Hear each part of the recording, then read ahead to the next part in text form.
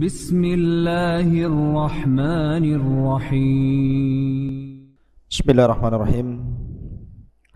Assalamualaikum warahmatullahi wabarakatuh.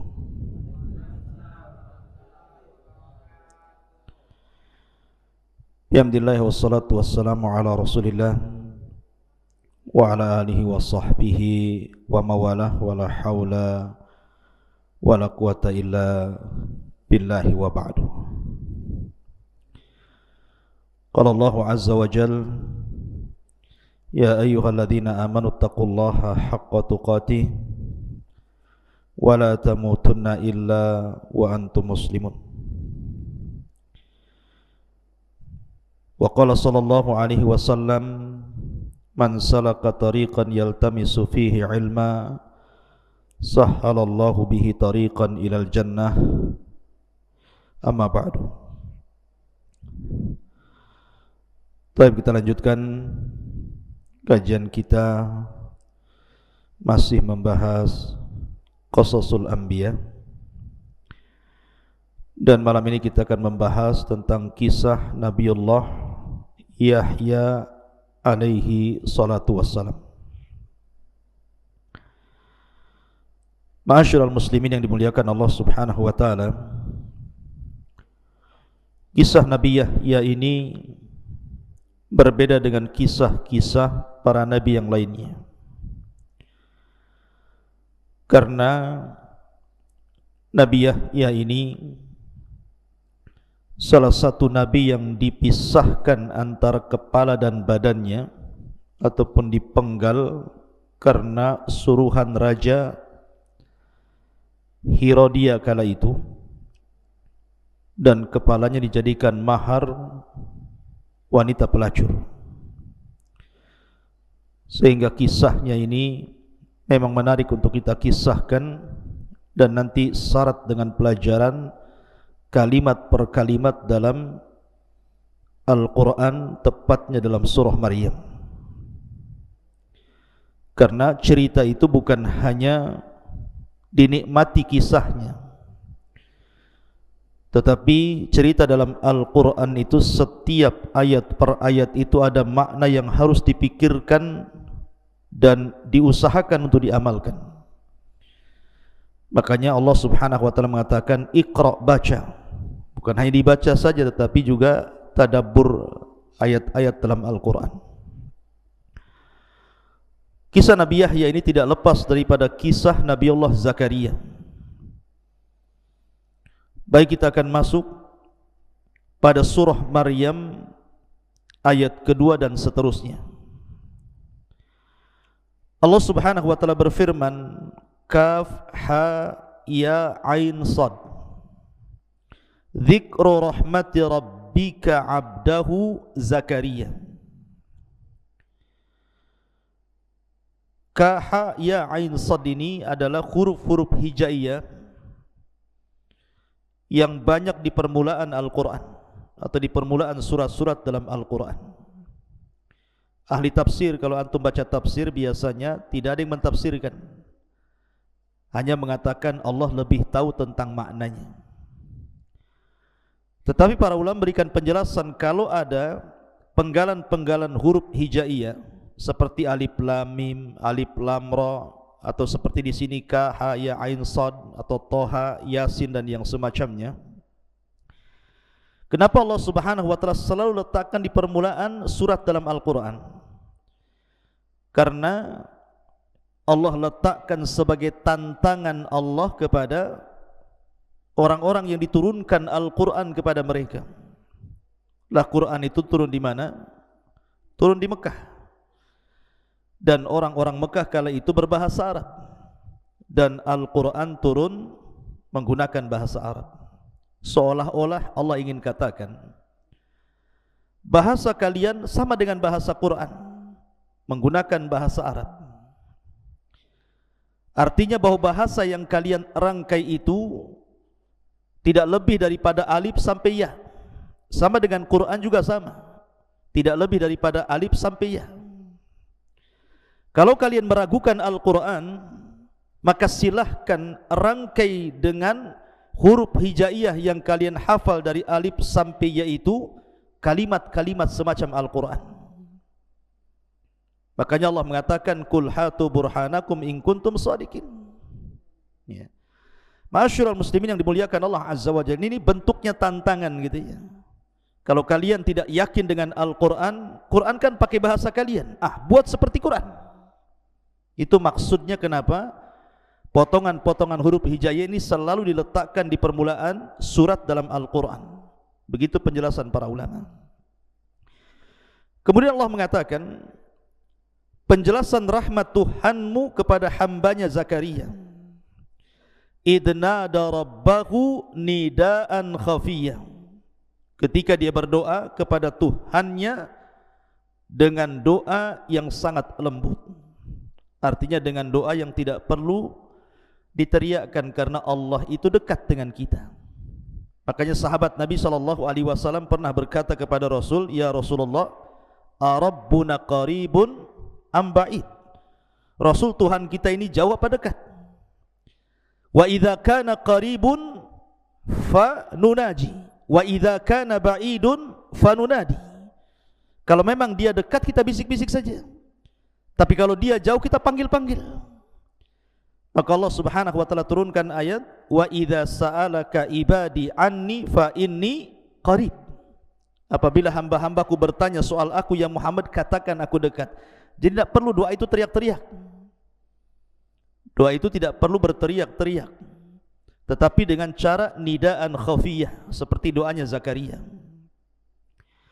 Kemudian Allah mengatakan qala rabbi inni wahanal azmu minni wasta'ala ar-ra'su syaibah. Zakaria berkata, ya Rabb, sesungguhnya telah lemah tulang ini, dan juga sesungguhnya rambut ini telah beruban memutih. Walam akun bidu'aika rabbi syakiya, dan aku menjadi dengan doa kepadamu tidak pernah kecewa. Artinya dia terus berdoa dan tidak pernah bosan untuk tidak berdoa. Dan harusnya seperti itu ikhwan. Yang tahu nilai sebuah doa itu para nabi. Kadang-kadang orang itu kalau ada masalah bukan mengadu kepada Allah, malah nulis status. Jadi minta bantuan kepada orang-orang yang ada di Facebook, yang ada di Instagram. Yang membuat masalah itu Allah, yang mengangkat juga Allah. Jadi kalau ada masalah tidak perlu ditulis di status. Ini aneh, setiap ada masalah mesti ditulis status. Lagi galau, ngapain orang coba tulisan begitu? Minta kepada Allah Azza wa Jalla, masalahnya diselesaikan. Makhluk itu tidak bisa menyelesaikan masalah. Makanya Zakaria mengajarkan kepada kita, jangan pernah bosan berdoa. Kemudian Allah mengatakan wa inni khiftul mawaliya min wara'i wa kanat imraati akhiran fahabli min ladunka waliyan yarithuni wa yarithu min ali ya'qub waj'alhu rabbi radiyya. Kemudian Zakaria mengatakan, dan sungguh aku khawatir keluargaku, kerabatku dari belakangku, maksudnya kalau tidak ada keturunan, dan dia istriku seorang yang mandul. Artinya secara medis tidak mungkin melahirkan, karena orang mandul tidak mungkin melahirkan. Fahabli min ladunka waliya, maka berilah kepadaku dari sisimu waliya, pertolongan. Untuk apa? Yarithuni, agar dia mewarisi diriku. Wa yarithu, dan mewarisi min ali Ya'qub, dari keturunan Ya'qub. Waj'alhu rabbi radiyya, dan jadikanlah dia Tuhanku seorang hamba yang diridhai. Dari sini menunjukkan bahwa Zakaria itu masih nabi-nabi Bani Israel. Karena ketika dia mengatakan yarithu min ali Ya'qub, menunjukkan bahwa ada garis keturunan antara Zakaria dengan Nabi Allah Ya'qub. Dan Ya'qub itu namanya Israel, keturunannya disebut Bani Israel, dan Zakaria itu satu di antara nabi Bani Israel. Kemudian Allah mengatakan, ya Zakaria, inni nubashiruka bi ghulamin ismuhu Yahya. Wahai Zakaria, sesungguhnya kami beri kabar gembira kepadamu akan lahir seorang anak laki-laki namanya Yahya. lam naj'al lahu min qablu samia, di mana nama Yahya itu belum pernah ada nama seperti itu sebelumnya. Jadi nama Yahya itu nama satu-satunya yang Allah berikan kepada putranya Zakaria. Sebelumnya tidak ada orang namanya Yahya. Kalau sekarang banyak nama Pak Yahya itu. Di mana rumah Pak Yahya? Sebelah sana. Tapi sebelum itu di zaman Nabi Yahya tidak ada nama Yahya kecuali putra Zakaria. Maksudnya seperti itu. Kemudian qala rabbi anna yakunu li gulamun wa kanat imraati akiran wa qad balagtu minal kibari itiya. Zakaria pun mengatakan, ya Tuhanku, bagaimana aku akan memiliki anak gitu kan, sementara usiaku sudah tua renta, istriku pun mandul. Dan sungguh aku telah sampai usia yang lanjut, itiya, dan sangat tua renta. Tetapi lihat jawaban Allah, qala kadzalika qala rabbuka huwa alayya hayyin wa qad khalaqtuka min qablu wa lam taku syai'an. Kemudian Zakaria mengatakan, Allah berfirman, demikianlah bagiku itu mudah, kata Allah. Bagiku itu sangat mudah, dan sungguh aku telah ciptakan dirimu sebelumnya. Loh, kamu ini dulu enggak ada, kemudian aku ciptakan jadi ada. Kalau hanya engkau meminta kepadaku agar punya anak, itu mudah bagiku, kata Allah. Kemudian Nabi Zakaria minta tandanya. Qala rabbij'al li ayah. Taib, kalau seandainya Allah anugerahkan kepadaku keturunan, apa tanda-tandanya? Maka Allah mengatakan, qala ayatuka alla tukalliman nasa thalathata ayyamin sawiya. Tandanya bahwa engkau tidak akan bisa bicara kepada manusia selama 3 malam padahal engkau dalam kondisi sehat. Jadi nanti kalau engkau tiba-tiba tidak bisa bicara, bisu gitu kan, mau ngomong susah, harus dengan isyarat atau dengan tulisan, dan itu selama 3 hari, berarti istri mengandung tuh. Jadi tandanya dibisukan Zakaria selama 3 hari. Kalau engkau suatu ketika tiba-tiba susah bicara, mau ngomong susah, hanya dengan isyarat dan tulisan, berarti istrimu lagi ngandung tuh. Kemudian fa kharaja ala qaumihi minal mihrabi fa auha ilaihim an sabbihu bukrata wa asiya. Maka ketika betul-betul Zakaria tidak bisa bicara selama 3 malam, tiba-tiba istrinya hamil, betul. Maka dengan senang hatinya dia keluar dari mihrabnya. Ingat, mihrab itu bukan mihrab masjid kayak gini, bukan. Ya. Mihrab itu artinya di sini seperti kan Maryam itu punya mihrab kan? Kullama dakhala 'alaiha Zakariyal mihrab. Setiap Nabi Zakaria masuk mihrab, apa sih mihrab itu? Jadi mihrab itu ini umpamanya kamar, anggaplah ini satu petak kamar. Ya. Kemudian di kamar itu dibuat semacam kayu untuk tempat tinggal di atasnya itu. Itu disebut mihrab itu namanya. Jadi Maryam itu kalau tidur di atas itu, mungkin umpak-umpakan bahasa kitanya ya, dikasih kayu supaya bisa naik ke atas, dikasih tangga. Disitulah Maryam beribadah. Begitu juga Zakaria beribadah di mihrabnya. Jadi ketika tahu istrinya ngandung, dengan bahagianya kemudian Zakaria menemui kaumnya, kemudian memerintahkan kaumnya untuk bertasbih kepada Allah pagi dan petang. Ma'asyiral muslimin yang dimuliakan Allah Subhanahu wa taala. Kenapa? Apa alasannya Nabi Zakaria itu kemudian sangat yakin akan diberikan anak oleh Allah Subhanahu wa taala? Karena ketika Nabi Zakaria ini merawat Maryam, Maryam ini masih kecil dan tidak pernah keluar dari mihrabnya. Jadi dia di atas kamarnya itu, kasur di atas kamarnya itu, tidak pernah keluar dari situ. Zikir aja Maryam ini. Jadi suatu ketika Zakaria ini masuk ke mihrabnya Maryam, dan setiap dia mendapatkan melihat mihrabnya Maryam, dia mendapatkan banyak makanan, banyak sekali makanan.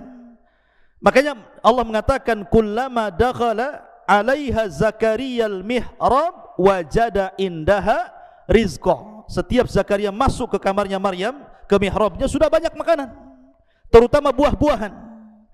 Lah buah-buahan ini yang tidak ada di musim panas, ada pula di musim dingin. Yang tidak ada di musim dingin, ada pula di musim panas. Makanya lihat bahasa Quran. Nabi Zakaria mengatakan kepada Maryam, anna laki hadza. Dari mana buah-buahan ini? Siapa yang mendatangkannya?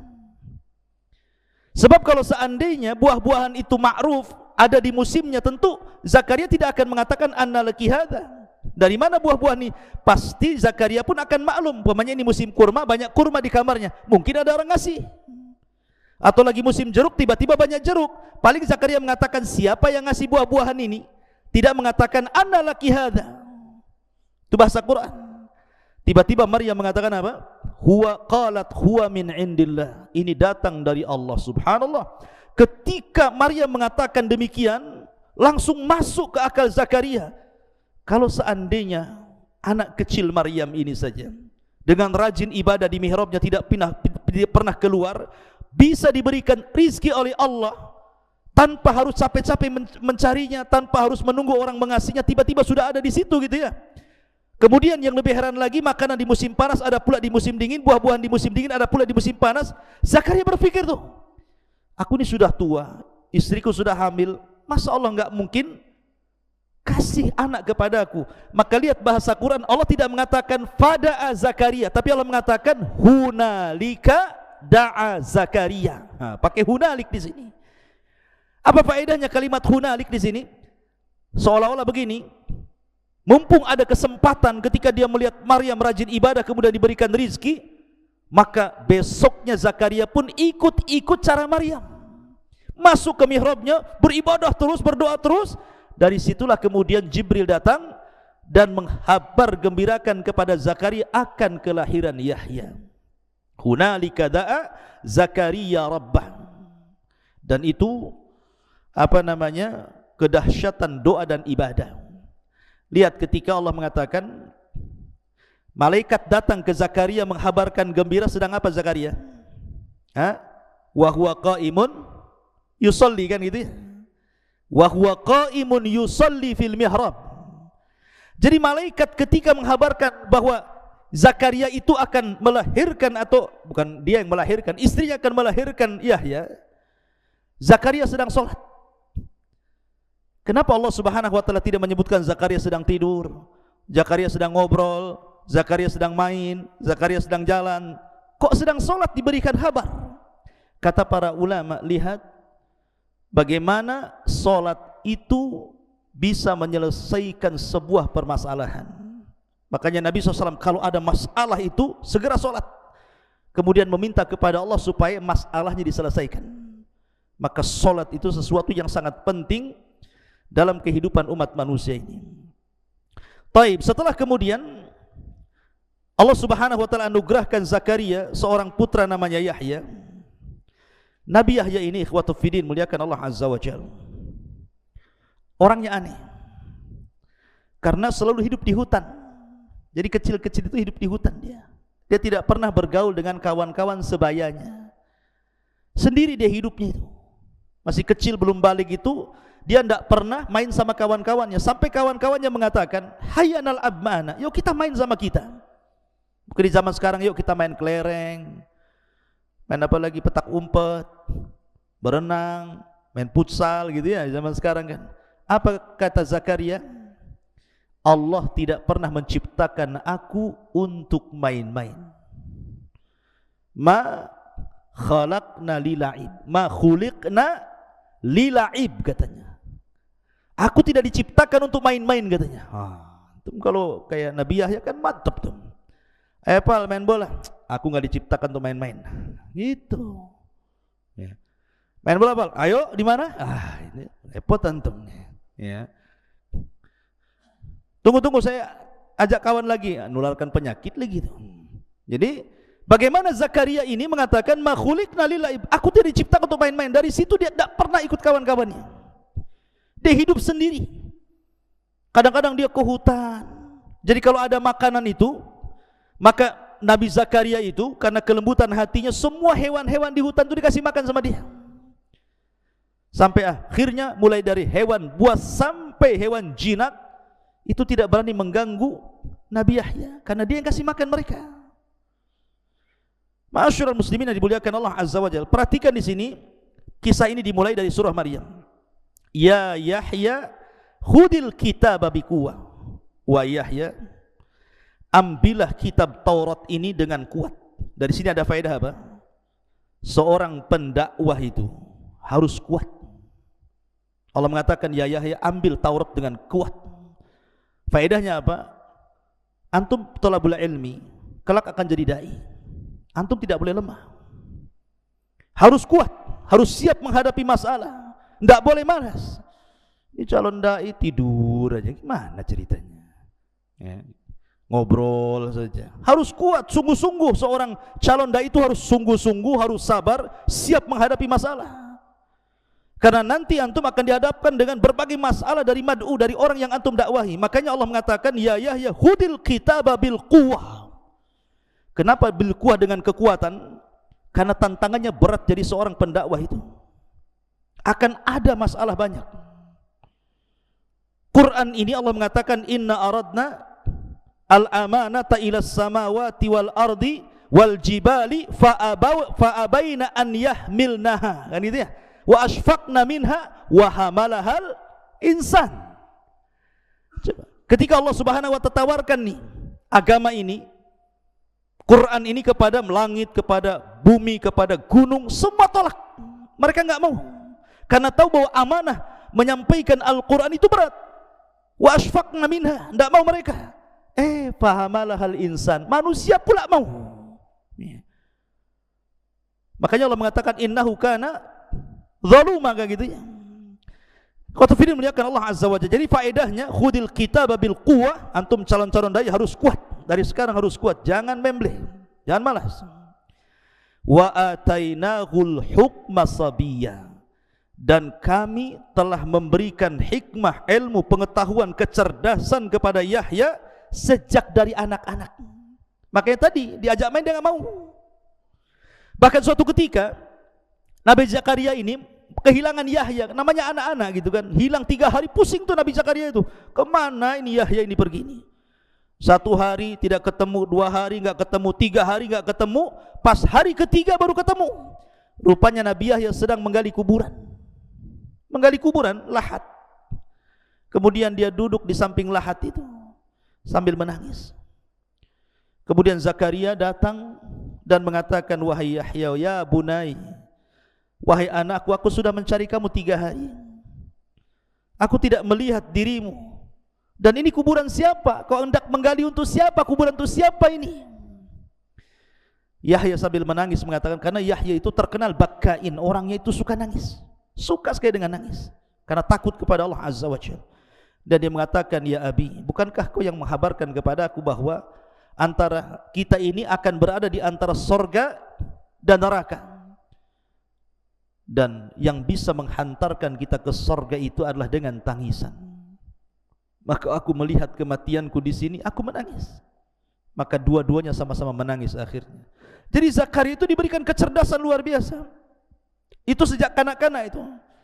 Makanya dia diangkat jadi nabi itu dari kanak-kanak sudah diangkat jadi nabi gitu. Karena Allah berikan kecerdasan. Tidak ada anak-anak di zamannya, bukan lagi anak-anak, orang dewasa yang paham Taurat kecuali Yahya. Jadi Allah sudah pahamkan Taurat itu sejak kecil. Sudah belajar Taurat akhirnya paham.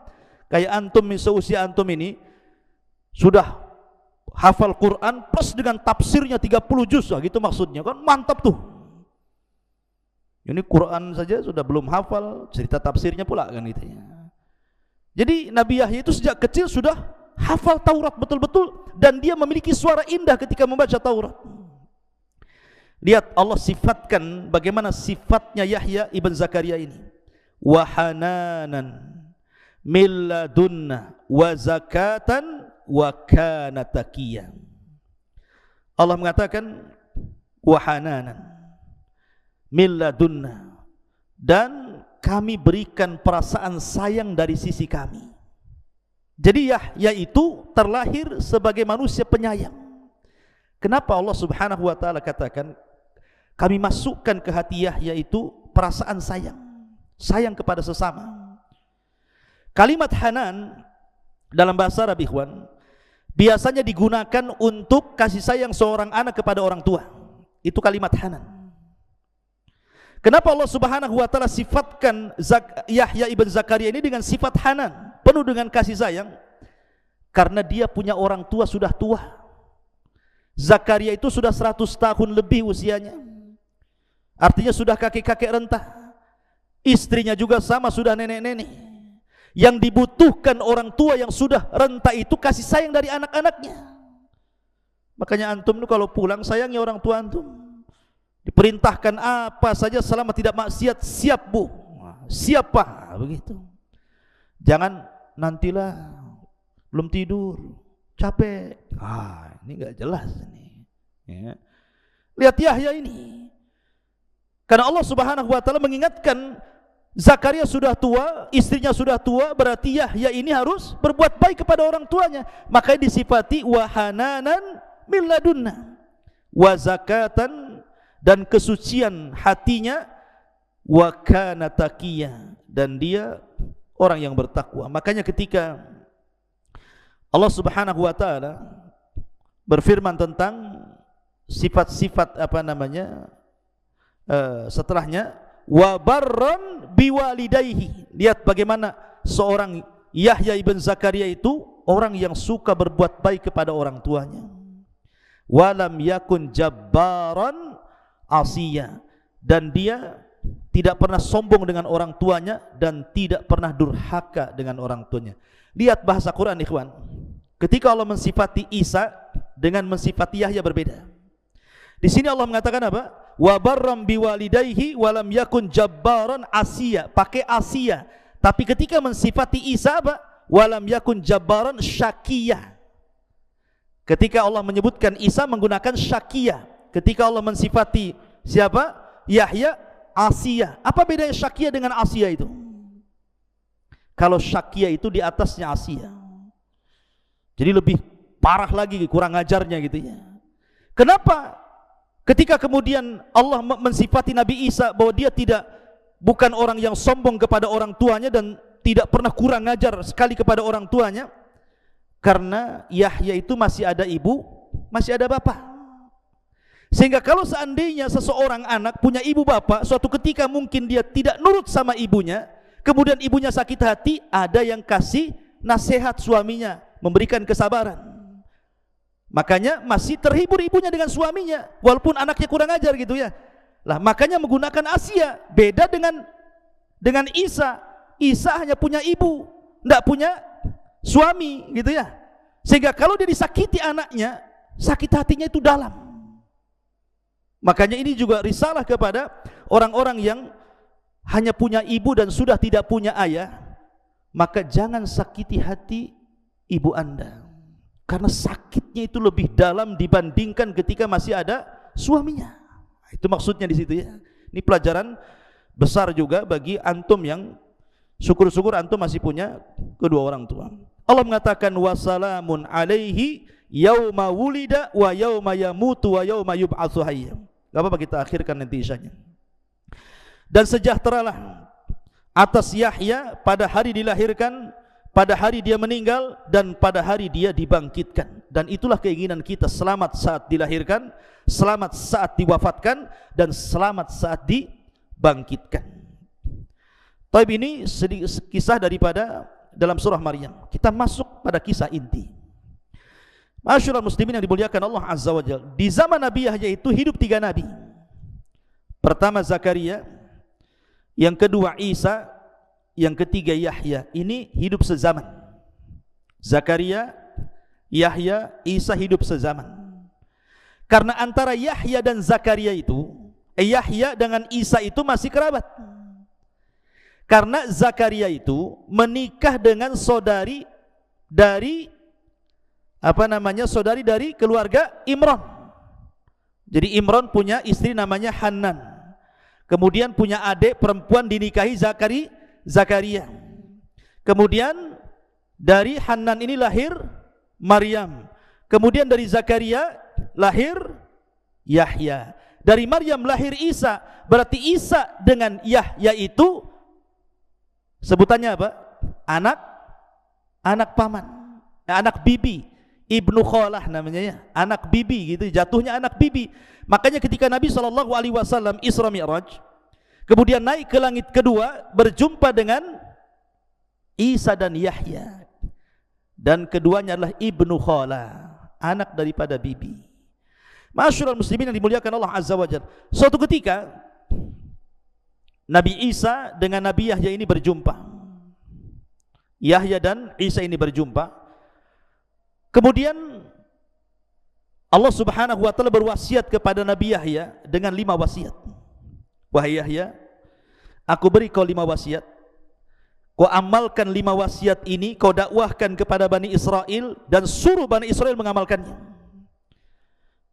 Ketika berjumpa dengan Nabi Isa, Yahya bercerita bahwa dia diberikan 5 wasiat oleh Allah Azza wa Jalla.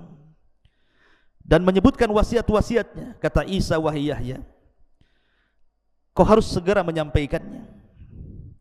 Apakah aku yang harus menyampaikan wasiat itu ataukah dirimu? Saya takut kalau engkau yang lebih dulu menyampaikan wasiat Allah kepadamu, akan datang azab kepadaku. Begini saja, biar saya yang menyampaikan, kumpulkan Bani Israel. Akhirnya kemudian dikumpulkanlah di Baitul Maqdis Bani Israel. Kemudian Nabi Isa pun menyampaikan wasiat Allah kepada Nabi Yahya. Berapa wasiat? 5 wasiat. Saya ringkas saja karena panjang. Pertama, an ta'budullaha wa la tusyriku bihi syai'an. Jangan sekutukan Allah dan sembahlah Allah saja. Tauhid. Wasiat pertama tauhid. Sembahlah Allah, jangan sekutukan Allah dengan siapapun. Yang kedua, wa amurakum bisalah. Dan aku perintahkan kalian dengan salat. Fa innallaha azza wa jalla yansibu wajhahu liwajhi 'abdihi ma lam yaltafit. Fa idza shallaitum fala taltafitu. Yang kedua, laksanakan salat. Dan jangan menoleh ketika salat. Sebab Allah selalu menghadapkan wajahnya kepada hambanya selama hamba itu tidak menengok dalam salatnya. Kemudian yang ketiga, wa amurakum bisyam. Aku perintahkan kalian untuk berpuasa. Kemudian yang keempat, wa amurakum bisadaqah. Ya. Dan aku perintahkan untuk sedekah. Subhanallah. Sedekah ini tinggi nilainya setelah tauhid, salat dan puasa. Kemudian yang terakhir, wa amurakum bidzikrillah. Dan aku perintahkan kalian untuk memperbanyak zikir kepada Allah Subhanahu wa taala. Ketika Nabi SAW menyampaikan hadis ini, maka Rasul mengatakan, sebagaimana Yahya diberikan wasiat 5 perkara untuk disampaikan kepada umatnya, maka aku juga diberikan wasiat oleh Allah 5 perkara agar kusampaikan kepada umatku. Kata Nabi SAW, wa ana amurakum bi khamsin Allahu amarani bihinna. Dan saya perintahkan kepada kalian 5 perkara sebagaimana Allah perintahkan 5 perkara kepadaku. Yang pertama, bil jamaati. Yang kedua, bis sam'i. Yang ketiga, bit ta'ati. Yang keempat, bil hijrati. Dan yang kelima, bil jihadi fi sabilillah. Pertama, bil jamaah. Maksudnya jamaah ini jangan keluar dari ketaatan kepada pemimpin, karena itu ciri-ciri khawarij. Yang kedua, mendengar kepada pemimpin. Jangan bermaksiat selama perintahnya itu ma'ruf. Kemudian yang ketiga, taat selama perintahnya tidak maksiat. Kemudian yang keempat, hijrah. Hijrah di sini maksudnya dari perkara buruk menjadi perkara baik, dari lingkungan buruk menjadi ke lingkungan yang baik, dari negara kafir ke negara Islam, dan begitu seterusnya. Mana hijrah ini luas. Kemudian yang terakhir, bil jihad fi sabilillah. Untuk berjihad di jalan Allah, baik dengan jiwa, dengan harta, dengan waktu, dan begitu seterusnya. Intinya bahwa di sini antara Yahya dengan Isa itu sezaman, cuman bedanya kalau Yahya itu nabi dan dia meneruskan syariatnya Nabi Musa, menyampaikan Taurat. Tetapi kalau Isa itu bukan hanya nabi tapi rasul, karena diturunkan padanya kitab Injil. Dan yang pertama kali beriman kerasulan Isa adalah Yahya. Jadi Yahya itu didustakan dakwahnya.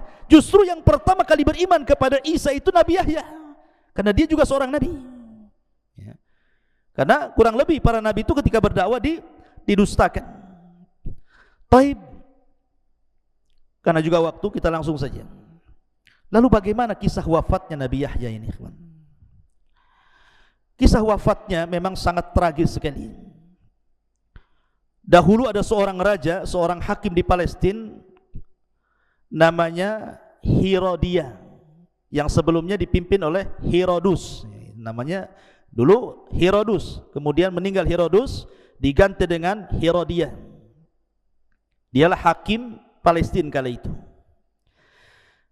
Dan Herodia ini dia suka dengan anak perempuan daripada bibinya. Jadi dia suka dengan anak perempuan bibinya. Dan dalam syariat Nabi Yahya tidak boleh menikah dengan kerabat seperti itu, karena itu mahram dan haram hukumnya. Itu syariat dulu. Ya, kalau syariat sekarang kan sepupu boleh menikah. Kalau zaman dulu mungkin nggak boleh. Lah kadung raja ini kan sudah terlampau cinta dengan wanita itu, anak daripada saudarinya, dalam riwayat saudarinya ada mengatakan anak bibinya itu yang cantik sekali itu. Masalahnya ibu daripada putri itu adalah orang yang paling bermusuhan dengan Nabi Yahya. Ibunya itu adalah wanita yang paling bermusuhan dengan Yahya, tidak suka dengan dakwahnya Nabi Yahya. Kemudian akhirnya terdengarlah bahwa raja akan menikah dengan orang yang tidak boleh dalam syariat Yahya dinikahi. Ketika itu Nabi Isa bin Maryam memerintahkan Yahya untuk mengajari Hawariyun, para sahabat-sahabat Isa ibn Maryam. Lah salah satu fatwa yang difatwakan oleh Yahya kepada Hawariyun itu, tidak boleh menikah dengan seorang wanita yang masih ada hubungan kerabat seperti Raja Herodia ini dengan wanita tadi. Menyebarlah fatwa Nabi Yahya ini dari mulut ke mulut, dari telinga ke telinga, sampailah ke istana. Dan ingat, Nabi Yahya itu punya pengaruh. Dia seorang orator. Kalau dia ceramah itu terpengaruh manusia banyak. Jadi ketika mendengar fatwa seperti itu, raja marah gitu ya. Bagaimanapun fatwa itu mengganggu istana. Artinya bahwa istana terganggu dengan fatwa itu.